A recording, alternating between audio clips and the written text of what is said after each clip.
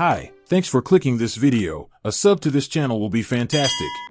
After the successful launch of the unihertz Tank 3 Pro last year, which features a laser projector and a 23,800 mAh battery, it looks like 2025 is going to be the year of rugged phones with projectors and big batteries.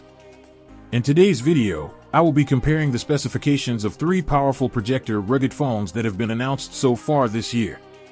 The phones are the Ulefone Armor 34 Pro, Oukitel WP100 Titan, and Doogee V Max Play.